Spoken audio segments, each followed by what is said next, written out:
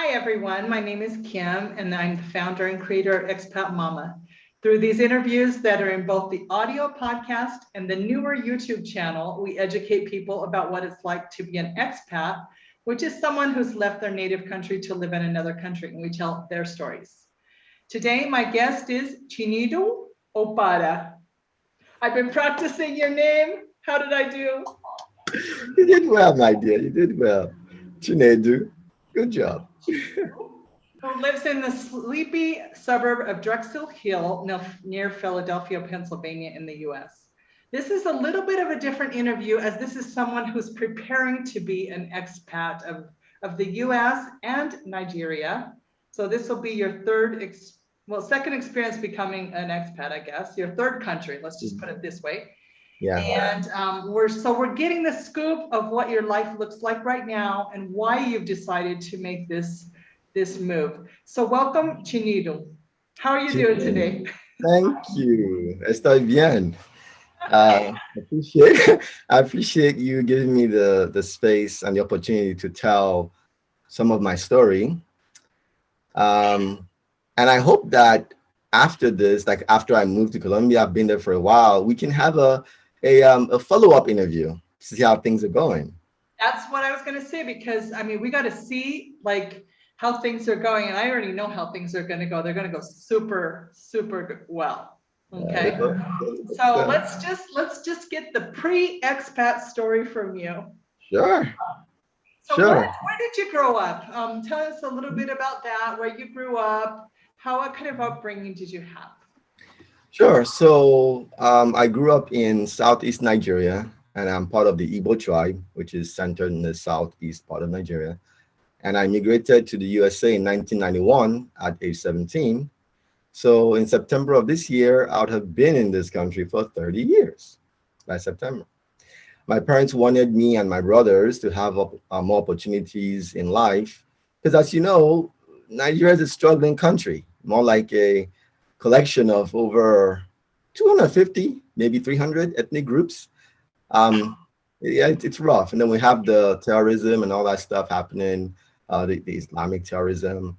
So my parents did their best, they saved, sacrificed, slogged to send their kids overseas. And I happen to be I'm the second to last one that was able to come out here. I'm the youngest of 5 men, and we have one younger sister who's still there right now in Nigeria. Hopefully she'll join us in a few years, I guess. My siblings and I are not close for a number of reasons, though occasionally I do communicate with my immediate senior brother and my junior sister, especially for sake of our elderly and disabled dad.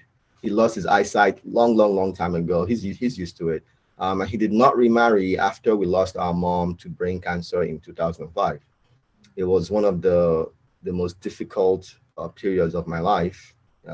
This was back in California. And, I wish I could have saved her. I was doing it all by myself.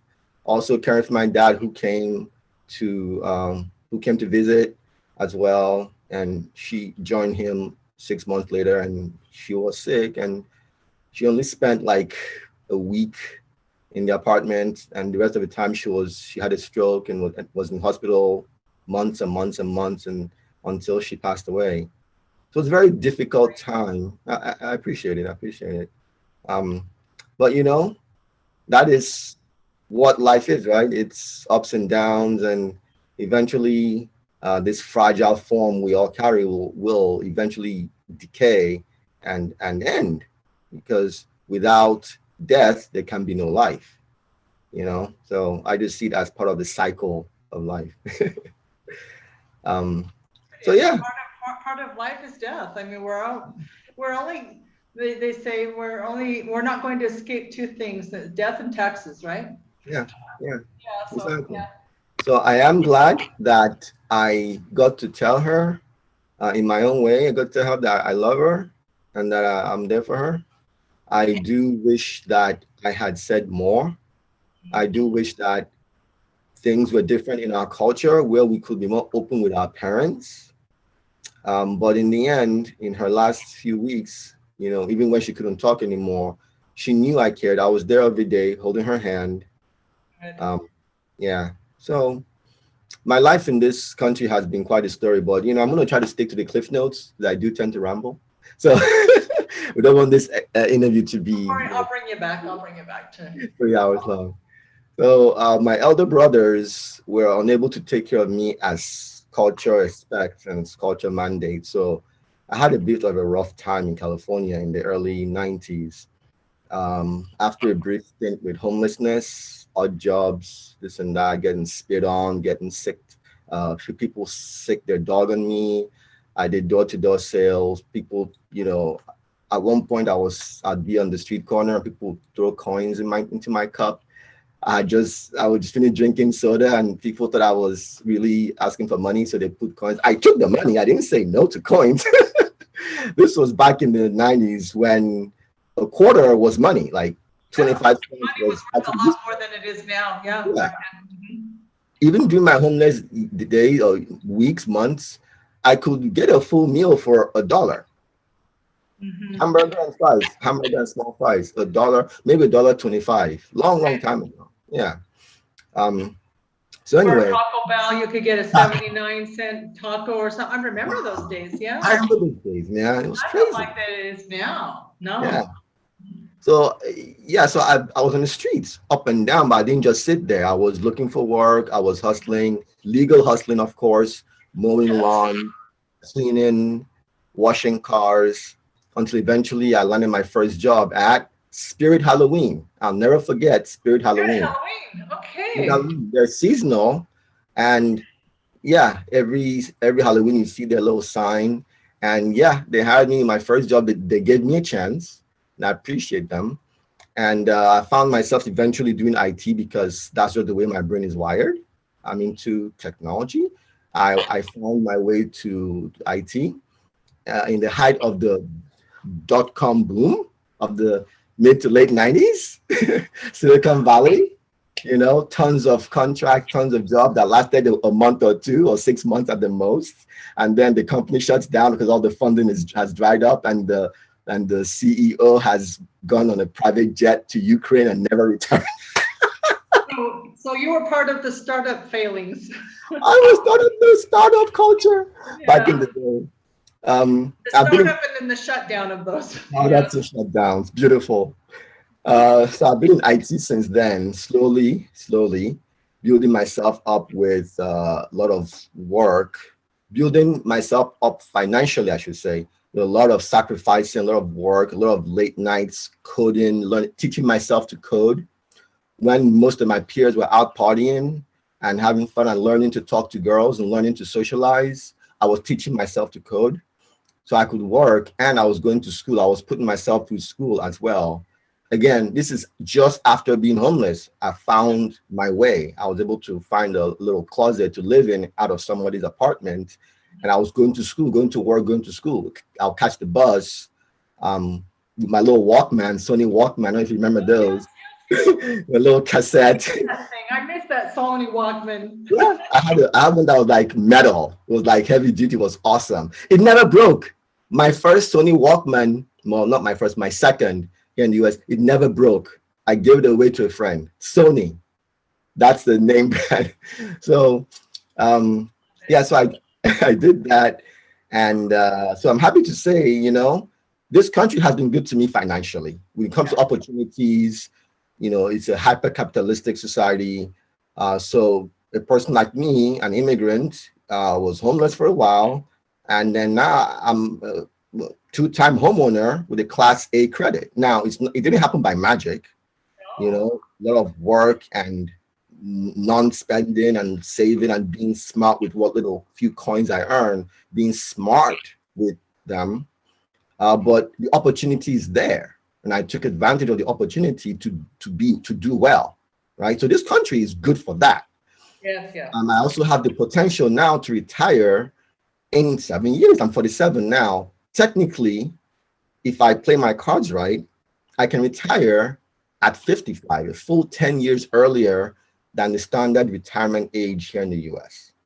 So you're part of what we call the financially independent, retire early crowd. That's Oh, it's called not fire. I independent. don't even know if you knew about this, but it is a thing. And I Oh. have a previous interview exactly about this, the fire community. Oh, that's what I saw because I saw all your videos and I saw, okay, that's what that was. All right. I'm good. I have to skip. Financially independent, retire early. I'm That's gonna skip bunch of you. videos and watch that one and then go back because I'd like to know more about that, you Yeah, know. yeah. Yeah, and it's hard, but it's doable in this country. Mhm. Now, socially, things have not been so great, right? But before I talk about all that, I want to show you something to give some perspective or to give some context. This is me. I don't know if people can see, but this is me when I was younger and happier. Yeah, you look like MC Hammer. This is me and my old friends, Yeah, my club homegirls. We used to go clubbing every couple of weeks, go to raves, see my afro, my little wig. love it. Everybody had a wig on that night. It was awesome. Um, that's me. I was happy, Yeah, I was yeah. smiling. That's me. I was looking all hardcore here, but looking cool, looking cool. And then it's me and my homies, Brian and Raj. I saw them again after, I don't know, 10 years of not seeing them. I saw them again last year when I went to see, oh, actually, yeah, last year when I went back to California to see my kid, I hung up with Brian and Raj again. These guys, it was awesome. We had a good time, So I used to be young. I used to be smiling all the time. This is me and my daughter when she was a baby, my little Priscilla, So just to give some context, because the person you see now, any sadness and pain and anger you see in this interview, it's not the entirety of myself. This is a relatively recent thing where this country has ground my soul down to dust to the point where I find myself having to leave because if I continue along this path, I will not survive. This country will destroy me, socially. Financially, I think I can continue thriving, but what good is money if you're just sitting in a luxury prison, staring at four walls with no friends? Luxury prison. That's how you feel right now. You feel Yeah, like you're in a luxury prison. that's exactly it. So all the stuff I just showed you, remember how I looked. So one way to Get there describe again, me by now. the way. You're gonna get there again. You'll see. Thank you. I hope so. I mean, I'll look different, but it'll still, hopefully it'll be my authentic original self. You're gonna get Um, yourself back. You're yes, yes. So myself now can be described as a, let's say fairly educated, progressive, left-leaning, intellectually promiscuous, cerebral, and sensitive. what does intellectually promiscuous mean? What? What does intellectually promiscuous mean? Oh, it means I dabble with any type of intellectual pursuit, anything that makes me think and analyze and that's interesting. There's a word for that. What's the word? Sapiophile. Sapiophile? Oh, Sapiophile. I happen to be one. that's what that is.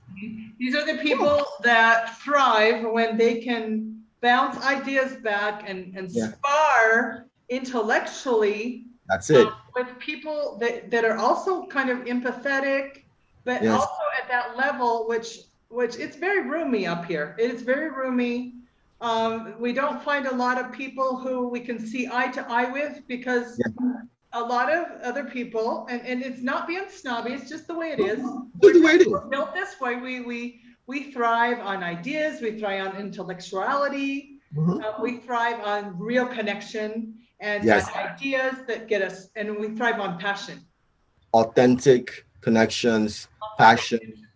Passion, all of that together, where we can just and that's where we thrive. When Yeah. we're surrounded by people who only care about materialism, who only care about appearance, which I hate to say it, I'm American, just like you have become. Yeah. That's just not our vibe. It's not our vibe. We thrive in other types of atmospheres. Yeah. Yeah. You know, I call it raising the level of the discourse around me. And maybe partly because of my adult autism, maybe that's why it's hard for me to not keep seeking that. Because I know some people like, oh, just shut that side of your brain off and go socialize like normal people. I took offense to that comment. We're The normal person, people, but I'm I sorry, took offense to that. we're just built a different way. That's all. Yeah, you know. So I'm also probably nerdy.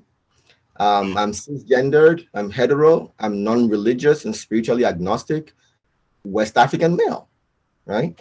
I'm also a father to a little girl. She's a teenager now, so she ain't that little anymore. Well, all that being said, most people cannot tell any of these things in the USA. In fact, it seems like most people don't care to find out.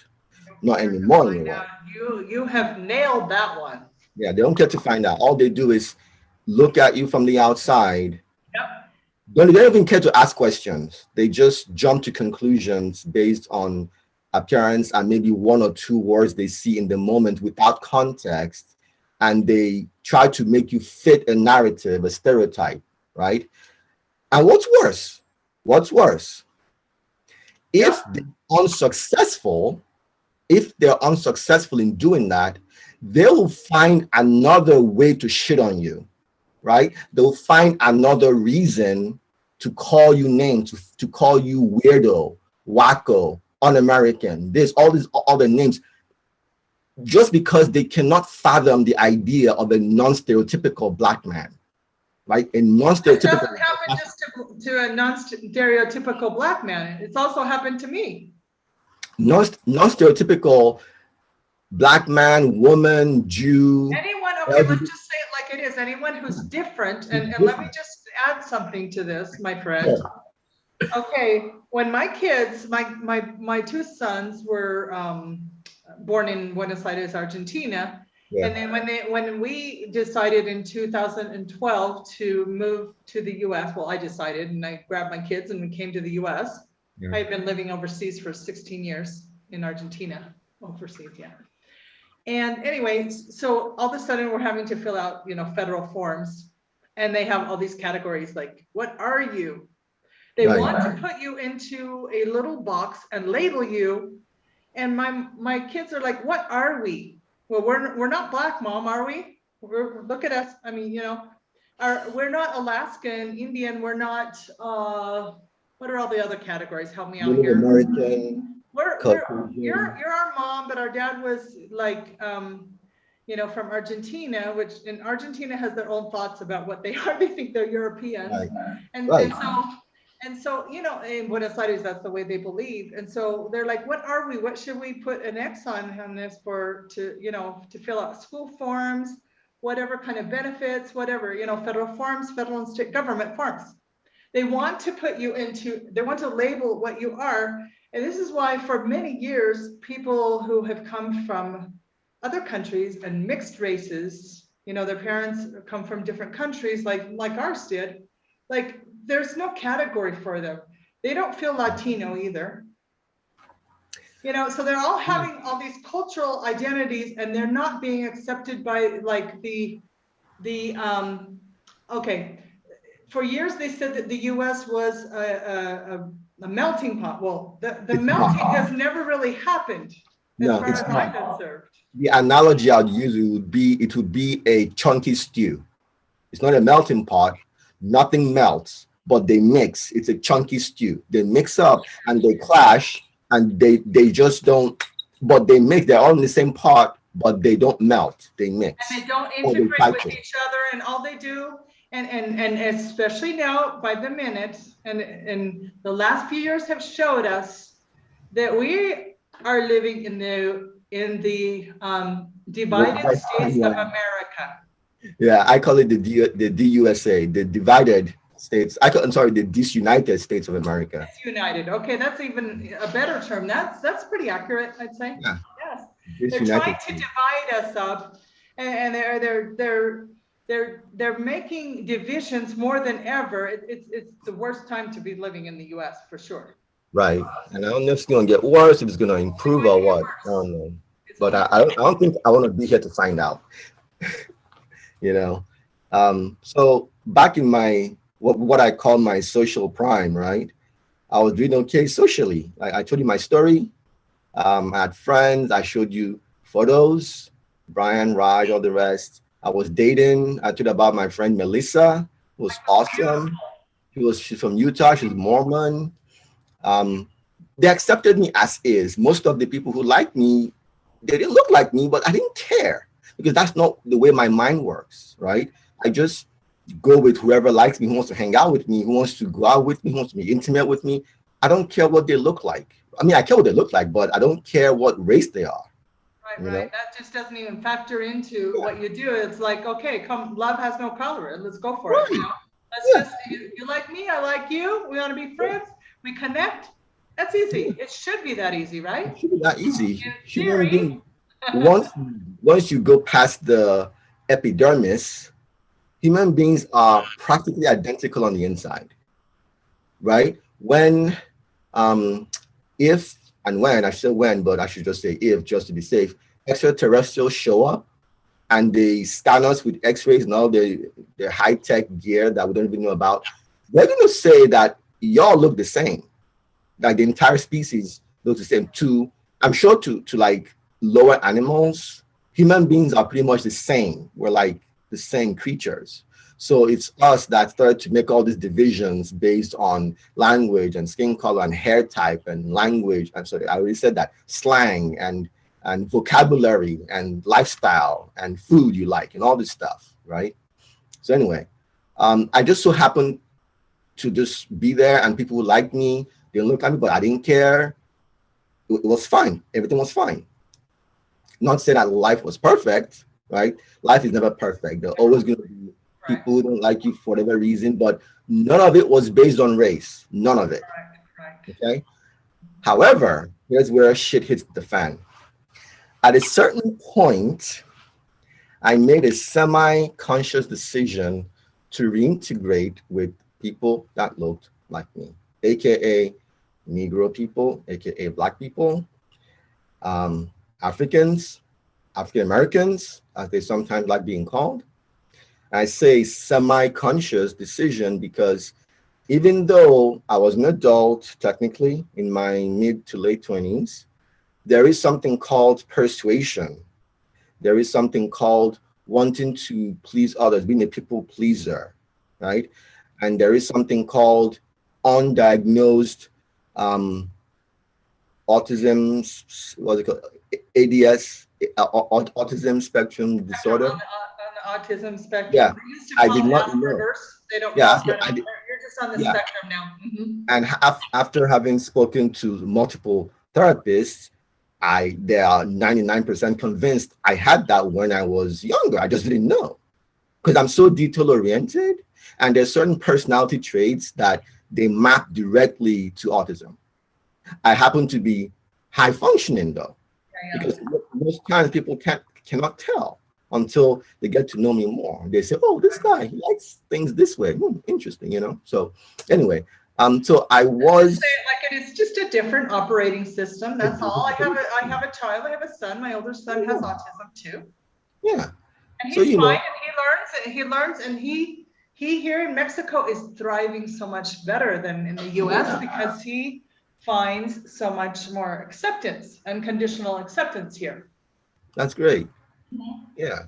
So a person being a person being pushed or convinced or coerced, it's not necessarily that they're weak or they're dumb or stupid. It's especially in my case, I was really trying to please people. I was trying to please my xenophobic parents and siblings. I also was under the influence of cultural indoctrination, religious propaganda, and mainstream media. Respectively, the messages I heard were things like, oh, the only people who love you are fellow Black people. The only people who care about you are Africans because they understand where you're from. They understand what you've been through. and they understand the same suffering and pain. I also heard things from the mainstream media like, oh, you know, there's a scarcity of Black men who aren't in prison. There's a scarcity of Negroes, of men, Scarcity, yeah, yeah, right. who are educated and who are loyal, who want to get married. That was, it's all a myth. I found out the hard way almost 20 years later. It's all a myth, you know. But anyway, since I was still at the time a hypersensitive people pleaser, um, obviously anyone who knows me can see how that combination was practically the perfect storm of persuasive forces that pushed me, as smart as I still am, pushed me to take to you know, make what turned out to be the worst decision of my social life. The worst decision. As my friends started settling down, I took focus away from people who liked me regardless of anything else. I started to do what?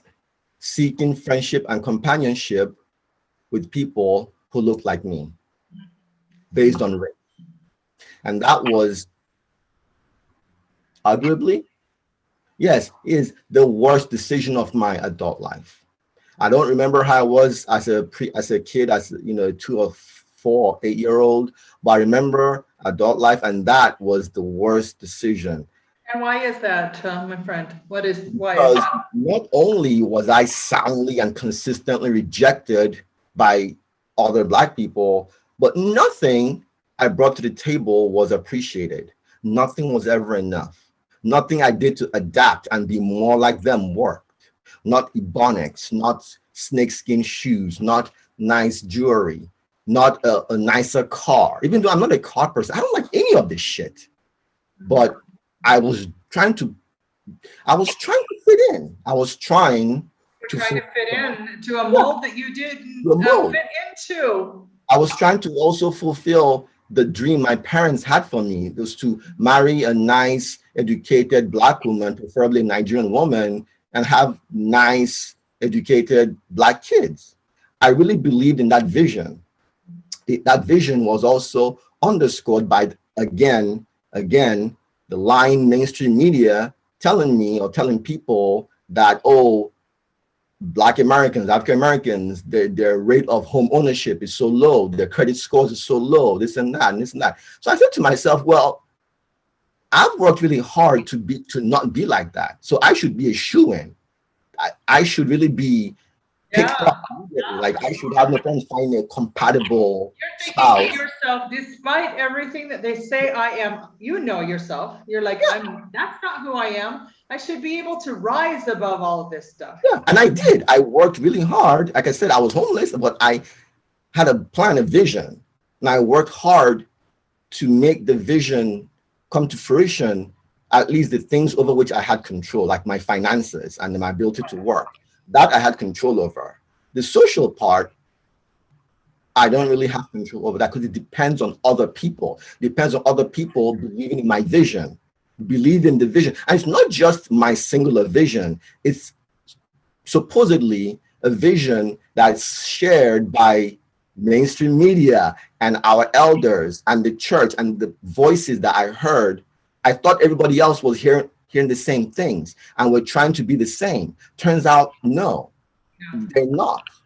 I was the only one who was paying attention and actually being authentic in my execution of these plans.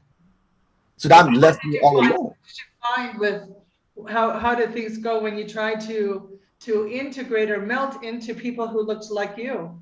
Well, as you can imagine, it was forced and unnatural, and it didn't work, obviously. 18 plus years of trying. I'm not going to go into the sordid details, but I am a commitment-minded and tenacious person. I bring those qualities, to my career, and it served me well. I do, like, for example, if a project is it's about to be behind, or a task is about to be behind, I will work late to make sure it's on track. I'll send emails, I'll update my hours, make sure everything's on track, because I don't like to leave loose ends. I don't like to not do a good job. If I commit to something, I keep my word. I think that's a very important aspect of my personality that rubs people the wrong way at times, I think, as I'm finding out over time in America, not anywhere else, but in America, it seems to rub people the wrong way. The fact that I keep my word. The problem is I expect others to do the same. Oh, man, you're spilling out the way I am too. We have this expectation about how things should be because we think that we're going to find people that are like that. Here's the expectation, here's the reality. Yeah, because I thought we all agreed on something. I thought we all agreed as a society that A is good, B is bad. So let's all do A. So why are we not all doing A? I'm doing A, but you're cussing me out and you're rejecting me and you're shitting on me for doing A. But I thought we all agreed that doing A is good. So what's the problem? Fair. Let's just say it. It's not fair because you're giving the extra mile and you're committed to follow through with what you say you would do. Because I'm a person of my word, a person of honor. Doesn't that count for anything? Has that ever counted for anything? Has that always counted only in the movies and in the comic books? Being a person of honor? So it's a lot of what we discussed before we started recording. It's lip service. Lip service. But, I'm tenacious. I'm commitment minded. I did not stop trying to reintegrate after the first year or two. No. Foolishly, I kept trying. For over 18 years, I blew my most vital, youthful, and strong years on this fool's errand of Black reintegration, right? Errand of Black integration. That's something I want to just put a pause, but hold on, I want to put a pause on that. A fool's errand of Black integration. Reintegration. Black reintegration. Because in Nigeria, obviously, I was around my fellow Africans. It didn't matter. We all look the same. Yeah, we had a couple of Chinese people, a couple of Europeans, white, Indian, but it doesn't, there was just like a minority. It was all mostly. So to me, I was already there, right? I didn't really care. But when I came here and things happened the way they happened, me trying to reconnect with people that look like me, that counts as attempted reintegration because I had been away from them for so long. Again, not intentionally. I was just being my natural self, but people that look like me just did not want to spend time with me or get to know me. And why do you think that is? That could be another episode. I know, but I wonder, I have my own thoughts on that. I think that you outshined them. Because with these kinds of qualities, it's a reminder of the lack of commitment or the lack of integrity that they had. And if you outshine somebody, people are like crabs in a bucket. They're going to try and pull you down. Which they have. They did try. And the U.S., let's just say it like it is. It's a super competitive country and only the strongest survive. You're right, and in some cases they did succeed in tearing me down. In some specific cases, and in the long term, they have succeeded to some degree in crushing my soul to some degree. But I'm still alive. I'm still here. So they haven't won. Alive and kicking. Okay. Yeah, I'm still here. You haven't killed me yet. God's not with me yet.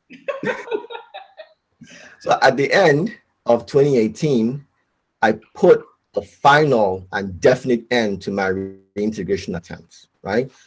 I decided no more of that. Now, if someone likes me, I don't care what skin color they are. I'm going to go back to my natural self, just be around people with whom I share similar interests and similar mindset, similar energy, similar spirit, and we'll get along fine. I don't care what skin color we are. Don't care what anyone says. I'll just be my natural, authentic self. So from 2018, I started the slow, arduous process of healing, going back to my natural self and salvaging what's left of my years. And then the pandemic hit. Oh.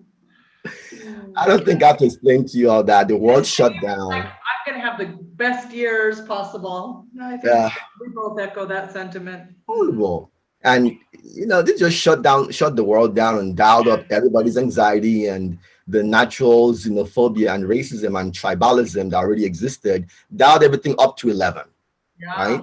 Yeah, to the So boiling point. Yeah, yeah. yeah. So despite all my attempts since then, I've been unable to reconnect or to connect meaningfully with any other human being in person. Now I've met some interesting people online, but I don't see that as real unless we're hanging out, talking, seeing a movie together, having a meal together. To me, all this virtual stuff to me is just like foreplay, almost like foreplay. Like we're Okay. connecting, but that's not the real deal until we're actually in person, right? But it's funny because a lot of the cool people I met, almost all of them are not in the US. They're all overseas. China, South Africa, um, what's that island near India? Sri Lanka? Mauritius, Okay. Uh-huh. off of East Africa, yeah. Mauritius, Latin America, obviously, Canada. I've been on Zoom for days in 2020 and 2021, right?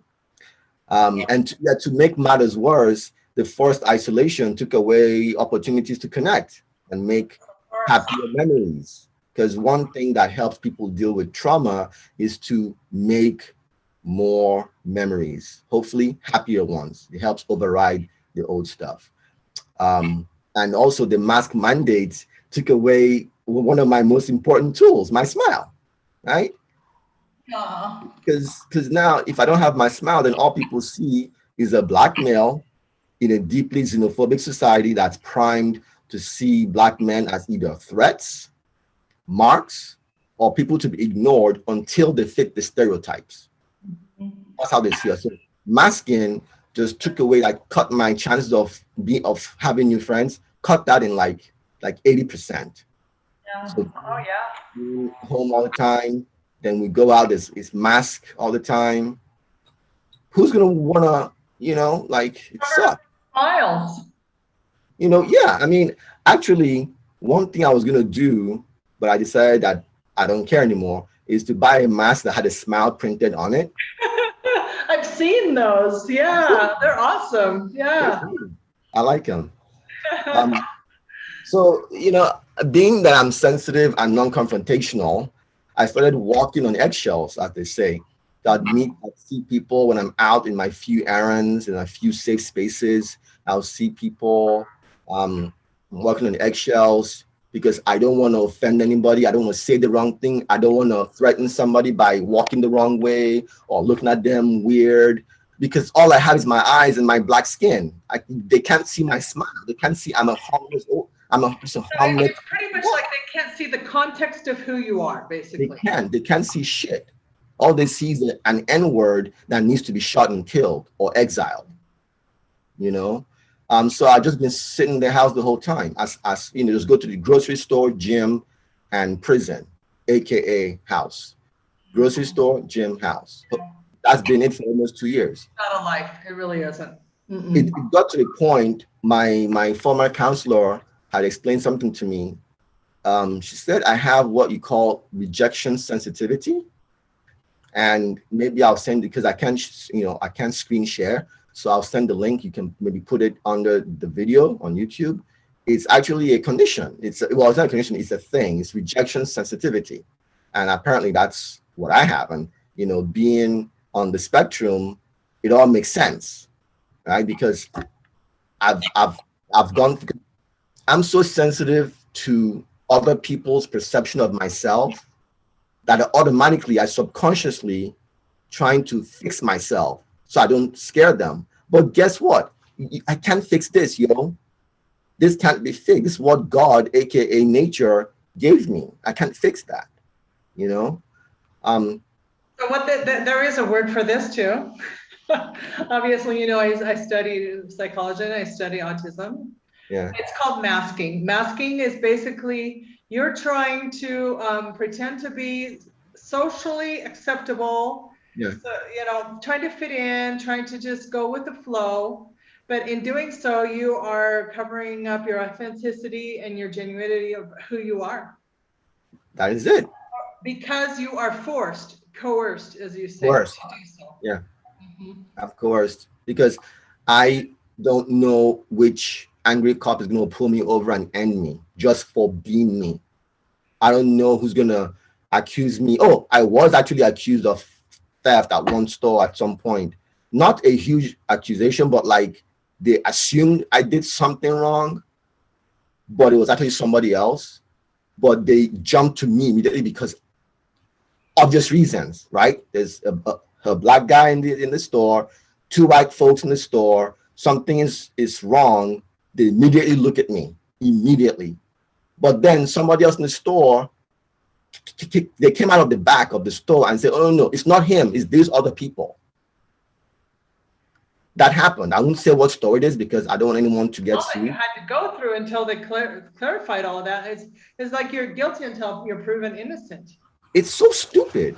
It's ridiculously, it's idiotic. It's irrational. It's unfair, and it's not humanistic. It's not healthy. It's not humanistic. It's certainly not healthy. It's not. So anyway. I know it's not just me. That's what's going on. Mm-hmm. I know it's not just me. 2020 and 2021 were very hard for many people. I slid into a deep depression, very deep depression.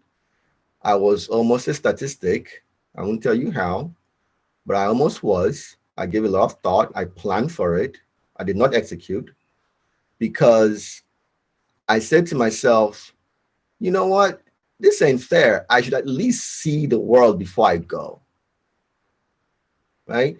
At least see the world. I came to one country. Well, you know what? Let me go hang out in a different country for a bit, see different side of the world. You know, I was hoping to go to Thailand, Vietnam, maybe Australia. But, you know, COVID shut down a bunch of things. So I was very limited in my options. And after all my research, I made a spontaneous decision to take a trip to Colombia, you know, to stay in the North Coast for 2 weeks because it met my requirements. Warm climate, warm people, supposedly, I saw online. It's affordable. And they have socialized healthcare in case anything happens to me. And most relevant to that scenario, they had minimal COVID-19 restrictions. So I booked a 2 week stay in Cartagena across from the beach, La Playa del Cabrero. Awesome place. I was on the 9th floor. It's fucking amazing. Can I curse in your video? Because I have to fucking curse. I'm gonna give you permission about this. You just be yourself. If that helps the beanie, you go for it. Say it again. It's a happy curse, right? It's a happy hour. It was amazing. I met a couple of new acquaintances. I enjoyed various foods, including first time having Peruvian ceviche. Is that what they call it? Ceviche? Ceviche, yeah. Love ceviche. Yeah. I loved it. I chatted even with my very basic Spanish. Because I started learning Spanish on July 1st of last year. Mm-hmm. So I went to Cartagena 3 weeks later. Oh, there you go. That's a newbie. I knew I was using Duolingo, so I knew a handful of phrases from Duolingo, and the rest I'd have to, you know, fake my way through it with Google Translate. Thank the gods for Google Translate. Google really opened up the world, right? So I did that, and I was able to enjoy some authentic and natural conversations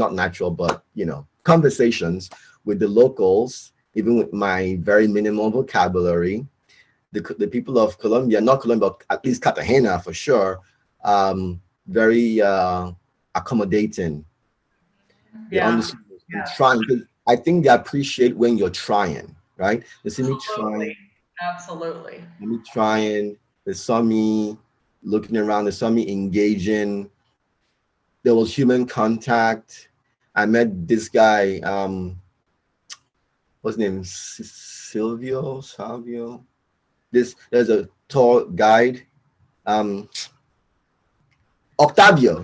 I don't know why I blanked on his name. We text almost every day. So I met Octavio, who's a bilingual tour guide, and he was cool. He introduced me to a couple of people. Had a good time. I would approach women organically. They would actually look at me and talk to me like a human being. Even those who rejected me, saying they have a boyfriend, they did it with such class and such kindness is the word I can use. That is the absolute number one adjective that I use for Colombia, because we experienced exactly the same thing when we went in 2019 and visited Colombia for the first time. We were blown away by that culture, how the kindness, the accommodation, like you say, they help you at every turn. They're so tolerant and so patient with foreigners, and they love seeing you, and they're curious to know who you are. Yeah, and some people say, "Oh, because you have money." No, I don't think it's just that. Yes, that's part of it. No. That's part of it, because many of them do expect tips for service. True, but Cartagena lives on tourism. Yeah, but at the same time, I was in some scenarios where they did not have to help me. I did not have to tip. I didn't tip, but they still helped me multiple times. I was trying to find their motivation, because I'm so used to being in America where everything has a motivation. Anyone helping you is either out to trap you, or to scam you, or somehow abuse you. Yeah. Right. But in Cartagena, I kept looking for that, and it didn't seem like that's what. Now it's different from the street vendors. That's different, right? Because they're trying to sell you something. That makes sense. Sell something, get some money off you, because that's what they do. Yeah. But the security person in the building, right?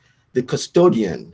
These people don't really have any motivation to necessarily go above and beyond. Right. But they did. For no tip, I still gave a tip as I was leaving, on my last day.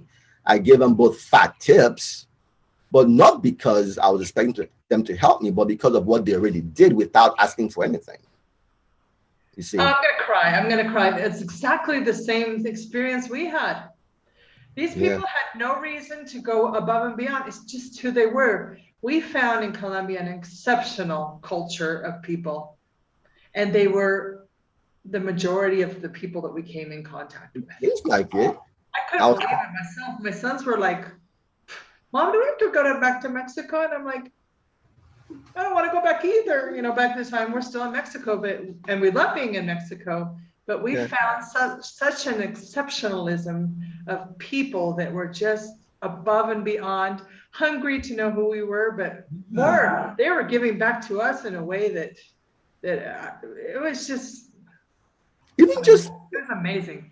Even just plain curiosity, I'd be going up the escalator, and somebody in the building, somebody who lives there, not a guest, but someone who lives there, actually proactively talk to me. Proactively. They made an effort to talk to you. They did. Yeah. But they initiated the conversation. I haven't had someone initiate a conversation. Excuse me, my disfluency is kicking in because I am emotional. I have not had anyone proactively initiate a conversation with me, a positive conversation with me, not to accuse me of theft or to yell at me for something, but just say hi. In 2 years, almost 2 years. So from 2019, the end of 2019 to July 2021, okay, so about a year and a half. A year and a half without anyone in the US, because I'm keeping track of this stuff.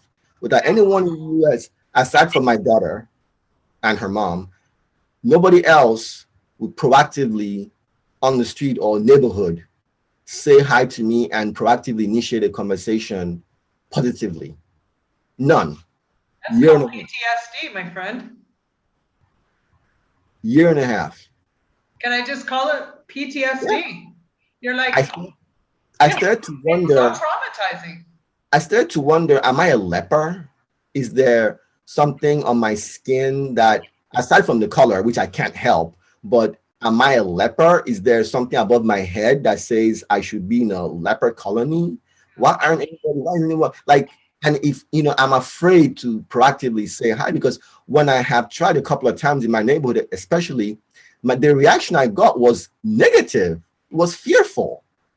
I'm like, I'm your fucking neighbor. I live over there. It's that ignorance, and fear is fueled. That ignorance is fueled by fear of the unknown. And they're never going to know you, and they're never going to get past that because they're fueled by fear. Yeah. And that's what ignorance is. So imagine going to a place, Cartagena, where I could have a beer with this guy I just met, and nobody accused of us being gay. No one, I will talk to a nice young girl, or lady, I shouldn't say girl, I say a woman, nice young woman, single woman, and not be accused of being a creepy old predator, right? Or I could, engage somebody, talk about money, and not be accused of being a scammer. I could have gone to a convenience store without being followed around by security. You can't get past the prejudice. Yeah. So now I know that nowhere is perfect. Native Colombian cuisine is no bueno. The food ain't that great. It's bland. It's boring. And the country, yes, has a rampant, crime problem. Small-time crime problem, based mostly on poverty. Mm-hmm. Yeah. But these things are not insurmountable. Anyone going to a different country should be willing to adapt, learn the culture ahead of time if you can, which I did because I'm nerdy like that. Did a lot of research, adapt, be creative. I already knew I had to carry salt and spices. I didn't have them on me, but I bought some from the store. And just use common sense. Don't have your phone out and about as if you're in America. It will get stolen. That's just the number one crime is cell phones in Colombia. Yeah, don't do that shit. Watch where the fuck. Don't be crazy. Don't be stupid. Yeah, don't be stupid. Use some common sense. Don't act like you're in some small town in Oklahoma, right? You're in a different country. Yeah. Anyway, I'll tell you one last thing before I move on. On the last day before I went back to the US, I was coming out of an Exito, which is for those who don't know, Exito is one of those almost like a mini Walmart in Colombia. And I came out after buying something. I was so happy. I had gone on a date earlier. I'd hung out with Octavio, had a couple of beers. I was feeling good. Got something from the store. Came out, looked at my calendar. It hit me. I had to go back to America the next day. My knees gave out, and I end up sitting on a bench in front of Exito, next to the near the entrance, and I was crying, not like bawling, but I had tears in my eyes. I was pretty upset. You didn't want to go back. I didn't want to go back. While I was there, not only did I thought about changing my ticket, but I'm like, I have plans, things that there are things I have to do, job and all this stuff. While I was sitting there, two people walked by and they saw me and they stopped. First was an older guy close to my age. Señor, ¿estás bien? And I told him, I'm fine. I used my little broken Spanish and told him I'm fine. Thanks for asking. I'm just having a rest because my legs are tired. A little while later, a young lady stopped. A young lady. She had no reason. The kind of young lady who would not even look at me twice in the US. She stopped. And she wasn't like a prostitute or anything like that. She was going back from work. She was in her uniform. Going back from work. I've seen her before. Mm-hmm. And she was like, Señor, ¿estás bien? She was like, you okay? Can I bring you something? Do you have somebody to call? I could understand some things she was saying, but not the whole thing. But she was asking if I need to call somebody. I told her, no, I'm okay. I'm just tired and I'm a little sad, but I'm tired, but I'm okay. And she moved on. Two people, strangers, stopped and spoke to me and cared about me. Total strangers, don't know me. They're complete, they're not black, but they're like, very light skinned Colombians. Normally in the US, they will let me die. Like I'd be sitting there, I could be rotten, I could be covered in snakes and and crabs, and they would not even try to even say anything. But no, over there, they saw a stranger, they stopped and checked in on him. So when I got back to the US the next day, by the way, don't ever use Spirit Airlines, worst airline in the world. That'll be a whole other episode. On them. I know it's super cheap, but yeah, okay, yeah. So I got back to the US and I immediately started making plans to go back to Colombia immediately. Ultimately, I was like, okay, if shit happens and Colombia is shut down, I'm still gonna go somewhere. If not Colombia, maybe on the Brazil, Costa Rica, Mexico, Thailand, somewhere. I just can't be here anymore. So fortunately, Colombia is still open to tourists, and it looks like from all indications will continue to be so for the foreseeable future, the next few months. Hopefully I can get there soon. Hopefully there won't be a new COVID variant that shuts things down again. Fingers crossed. Please, no, enough of this. Yeah, so, when I get to Colombia, and this is the last thing I'll say about this question, I get to Colombia, I plan to continue my language studies.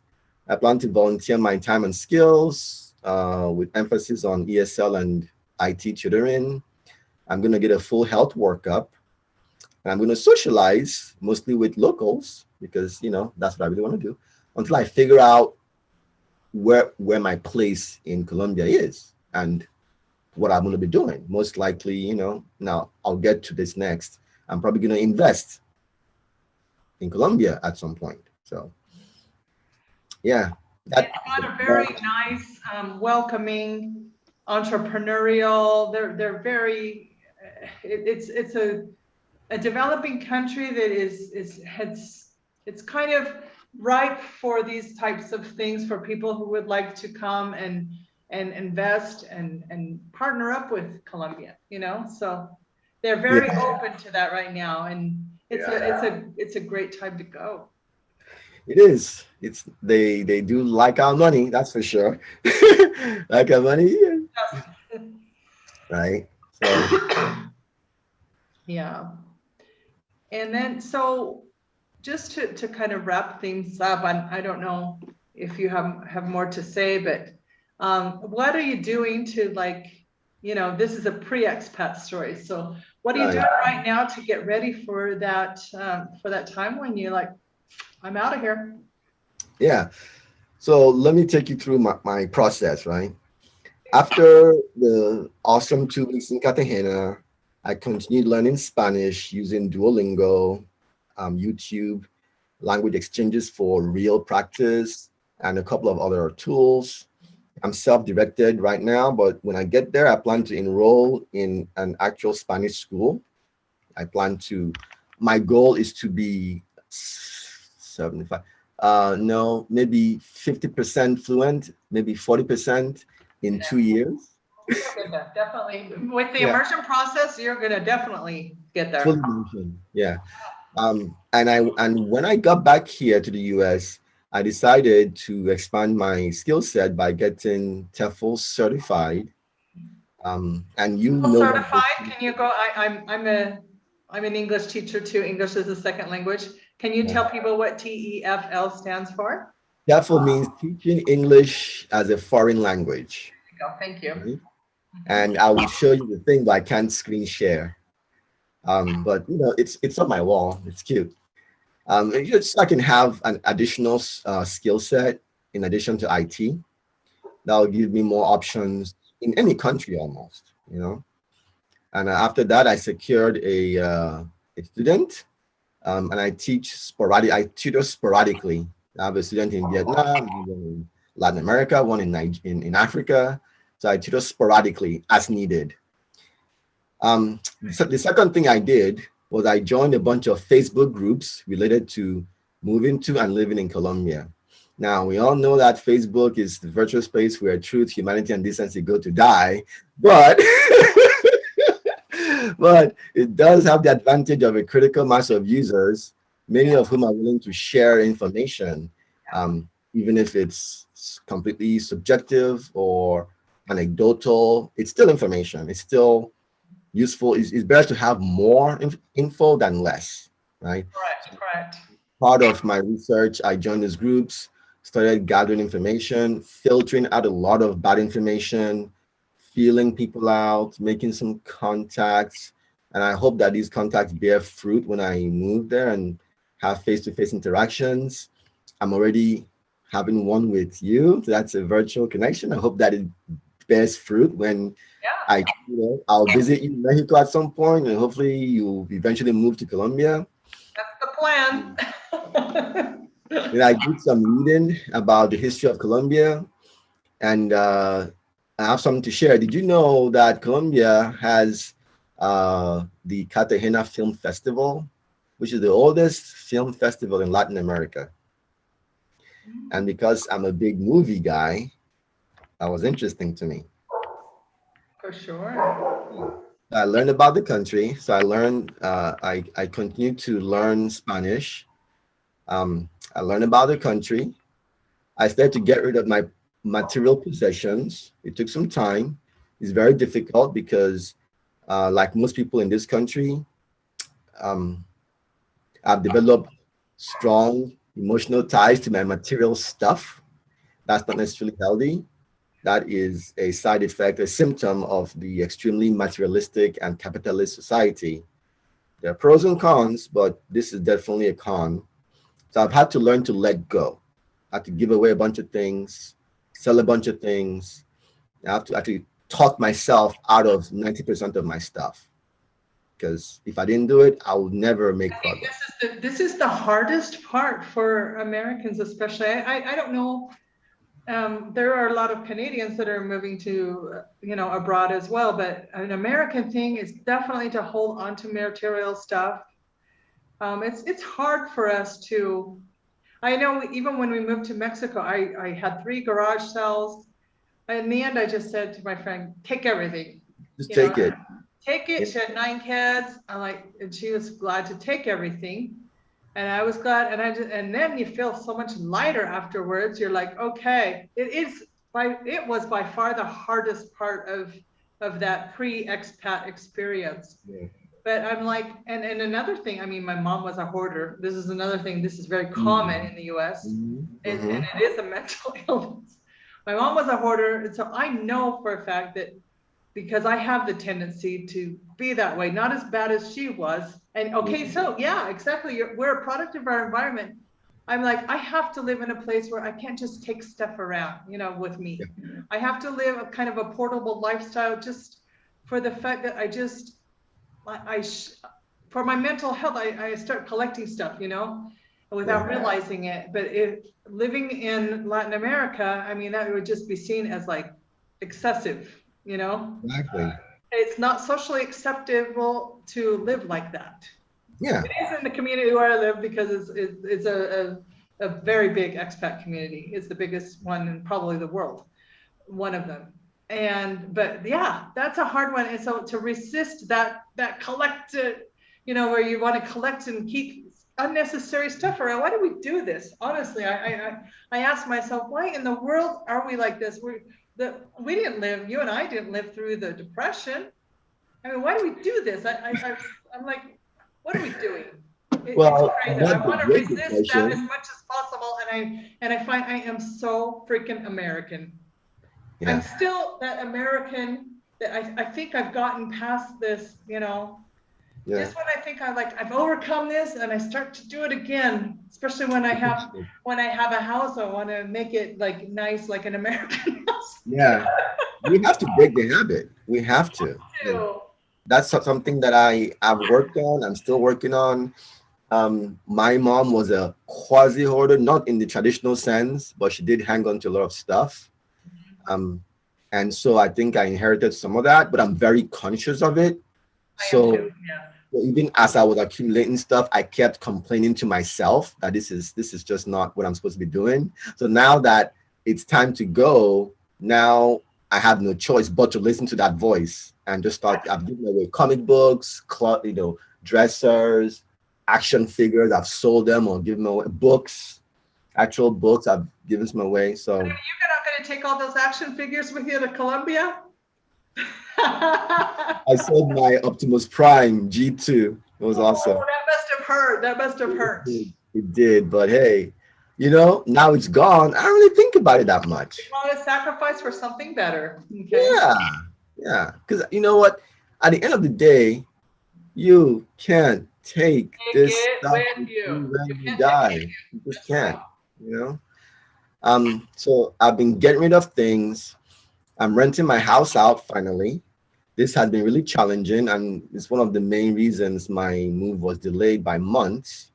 I really wanted to spend winter in a warm place, but that didn't happen, but it will happen soon.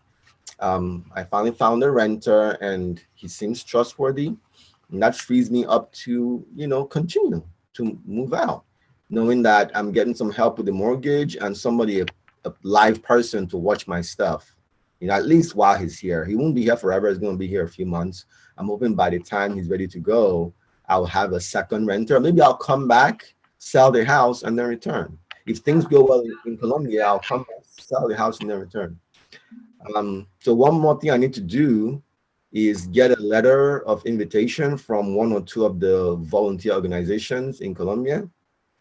I also have to buy health insurance and, do all those little details that you need to do when going to a new country. So yeah, that's my process. Continue learning Spanish, continue doing research about Colombia, including having phone chats with expats who are there already, get my TOEFL certificate, get some tutoring practice, reduce my material possessions, secure my real estate asset, and secure a place in Colombia, as in like a place I'll land in. Yeah. So everyone has their own unique circumstance and priorities. So, do what you gotta do. That's right. And you're doing it. Yeah. It's baby steps. We get anxious and we want it to accelerate, but we can't leave any stone unturned. You need to make sure that the life that you're leaving behind is done in the right way. Right.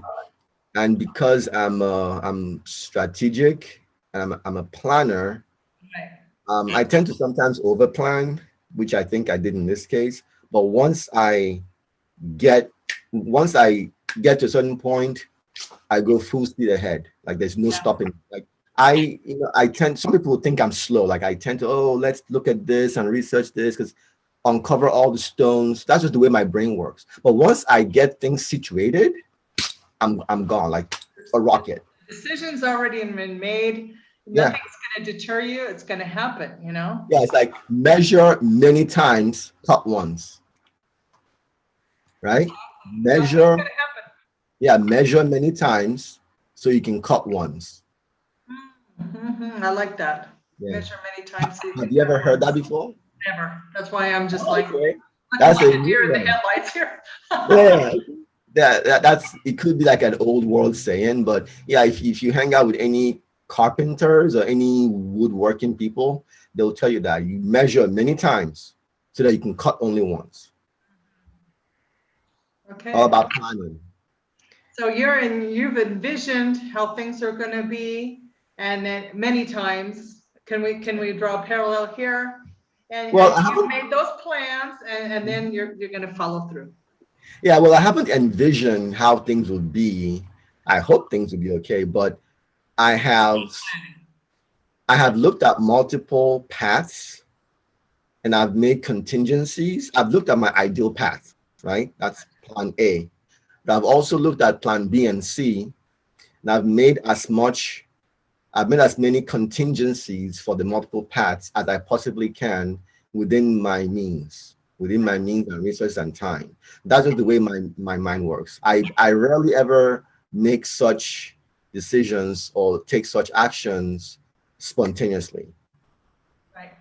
Well, you're about to get into for a rude making. Everything sounds great on paper, but yes, I know. But let me just tell you, I've been in Latin America for 21 years at this point, and no plan A has ever worked, ever. Right. Never. That's plan B and plan C. I'm at plan J, K. I've already gone to the I've already gone to the end of the the alphabet, Alphabet. A, B, B, That's funny. we're on Y at this point. Why? Because I'm the one that asked why. Oh, that's a When good we get one. into the triple digits, I'll let you know. But no, That's but funny. what will happen is you're going to have to, because one thing is going on vacation, another thing is actually settling in as a local. What I have Yeah. found in my experience is that like I said, the original plan doesn't usually come through. So you become at that point what Latin American and other developing countries will teach you, because you came from a country that had a lot of problems where you had to do a lot of problem solving. Then you went into the US where things mostly what you could plan would work out because you can plan in the US. Yes. And that's a good thing. That's a good thing about our countries.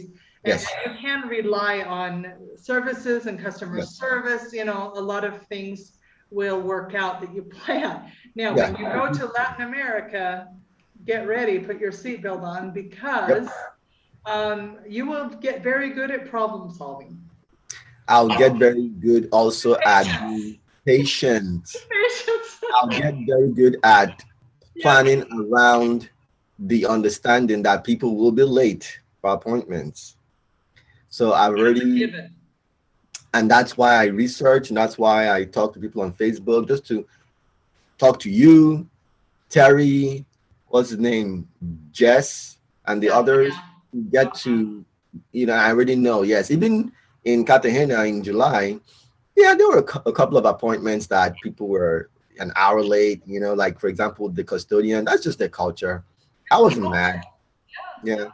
It's And, life time. It's and life I time. think I sort of have a little bit of an advantage when it comes to expectations because Nigeria is the same way. Well, exactly. You're just returning to your roots and that mentality. So you're Yeah. going to thrive. That's what I predict. You're going to I hope so. totally thrive there. You're going to love it. I hope so. I hope so. Yeah, you are. You're going to love it because you're going to bring things to the table that, by the way, here's the good thing. People are going to appreciate the gifts that you have to offer and who you're. I've been able to do amazing things in Latin American countries that nobody would even give me the time or the chance to do in my own country. And that for creative types and people who want to build and not just take advantage and live in a cheaper country. The idea here is to build and to give back. And for people like us that want to do that, we're gonna find a very welcoming environment, because they're waiting for people to come and lock hands with them and better the environment. And we need each other. I always go back to that. Remember that old song? It's old. No man is an island. I know that song very well. I know that Very song well. very well. It's what it is. We need to lock hands with each other and quit being so isolated and quit being so fearful. Break through those fears and just really like see what our purpose is and where life leads us. It may surprise us and it may be better than any plan that we could ever come up with. That's what I found in my life. Follow our passions, follow what God in the universe, whatever has there, and it's always going to be better than what we can ever possibly imagine. Yeah. And about locking hands with the people of Colombia, this next phrase is gonna, I'm gonna address the viewers, not you, but the viewers. I'm going If to just you're back out thinking, gracefully here. dear viewer, if you're thinking savior mentality because somebody brought that up on Facebook, of course, no, it's not savior mentality. It's help each other mentality. It's go where you're needed, go where you're wanted mentality. It's not about savior. It's about helping each other. That's what the human race is supposed to be doing. That's what we did to get to where we are today, is cooperation. We need to work as a team. For the best scenario possible. And Colombia is like the ideal situation for that to happen, because they're hungry for people maybe had more opportunities, or Yeah. because honestly, I look at myself, I've had a very privileged life. I Yeah. absolutely have. And I have things that I can give, but I'm not going there to save anyway. I'm not going to change them, I guess, but they are going to change me. Because every time I go into a new country, every time I go and live in a new culture, I am the benefactor of, I'm the one who receives the benefit of living in that place, because I learn things that I wouldn't learn otherwise. And my kids learn things. They learn kindness. They learn patience. They learn skills that we can't possibly do if we stay back in any of our countries. And this is anytime you go from any country to another, not just Latin America or warmer countries. You are going to integrate facets, good and bad. You're gonna, maybe you'll learn to not be. What it will do, what living in another country will do, is bring out the best and worst in you, and you will see and feel that like, oh, I'm being so whatever I'm being. Yeah. But then it also will bring out the best in you. Yeah, it will force us to self-examine if we're those type of people who have the potential and the ability to self-reflect. It will make us do that. Not everybody can do that. Some people, as you know, they bring the whole Americanisms there. They don't want to change themselves at all. They don't want to learn the language, don't want to learn the culture. They just put themselves with other expats. To say about that, I've said it in way too many other videos. So yeah, okay. All right. So you're absolutely spot on, I mean, and we do bring who we are there, and they will let us know that is absolutely not acceptable. Yeah. Because one thing about that I found living in Latin America is that if I'm a little bit overweight, they're going to call me gorda. For sure, that's going to happen. I've heard of that. They're going to say, that grandota, that big girl, because that's who I am. I'm built like this Swedish Clydesdale. But when I heard Octavio and others using those adjectives with people, tourists usually, I was a little bit shocked. But then I immediately put myself in a different mindset, because again, I'm Nigerian originally. So my mindset, I'm not all entitled and all this shit. No, I see both sides. Yeah, I'm woke, but I'm also realistic, right? I'm woke, I'm also realistic. So I could see how they're using these adjectives. I noticed they weren't using the adjectives in a derogatory fashion. They were using them in descriptive ways.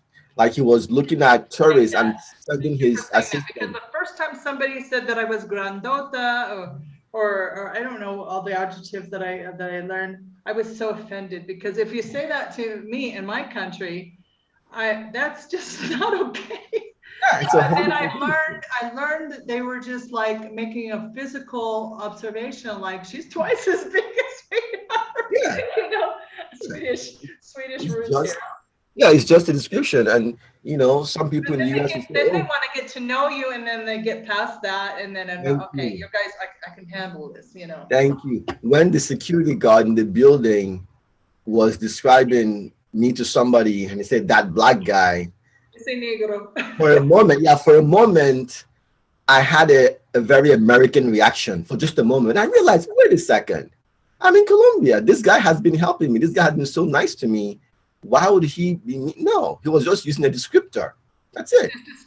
Physical description of who you are, so that they can differentiate you from like the other person. That's and he was sending the custodian to my apartment to fix something. He wasn't trying to call me out for a crime or he was trying to help me, send the custodian up to my place, and that was the descriptor he used, which no big deal. He forgot I was on the 9th floor. After that day, he would always tell people I'm in apartment 103. I'm sorry, 903 on the 9th floor. There you go. Right? But the first time he didn't know which floor I was on, so he just said the black guy. I was, like after the first moment, I'm like, that's fine. No big deal because I could tell he didn't mean it in a racist way, you know? Right. So I think you have more questions. Nope. Oh, I thought we were going to discuss like income and like hobbies and interests. It's been No, about 2 hours already. let's not talk about money. That's the last thing I want to talk about. You've already talked about that. Yeah. No. What's the last message that you would like to say or include that we haven't brought into? Maybe you want something that we haven't touched on in this interview. Um, Nothing extraordinary aside from just I want to thank you for giving me the opportunity to speak. And I hope this video helps inspires others.